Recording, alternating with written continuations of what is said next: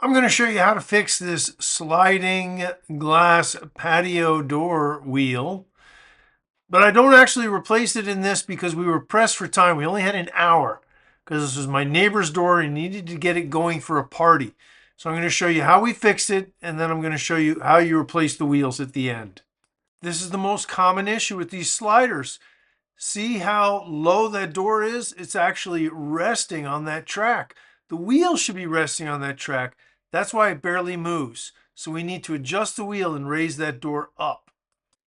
Whenever you're working on a slider like this, you want to clean this area out.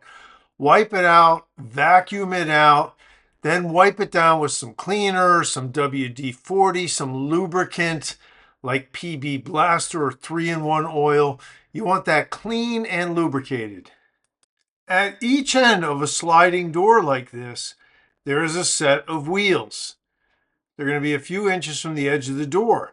Those wheels can be adjusted to go up or down. And when the door is sitting on the track like this, we want to turn the adjustment screw clockwise. That will lower the wheels, thus raising the door. And it's easier if you put a little wedge underneath the door or something to take the pressure off of it while you're adjusting that screw. So now we've adjusted that screw so that it has lowered the wheel, and that will raise the door. Now we hit this wheel with some WD-40 to keep it cleaned and lubricated and moving nicely. And as you can see, the whole chassis pops out. Sometimes it has a locking screw, sometimes it doesn't. You could take this down to the Home Depot. They sell about, 4 to 6 different types of these wheels, and it's very easy to find a replacement. Now, we don't have time today to get a replacement wheel, although that's what I would do. I actually went and got a replacement a week from now and popped this back in.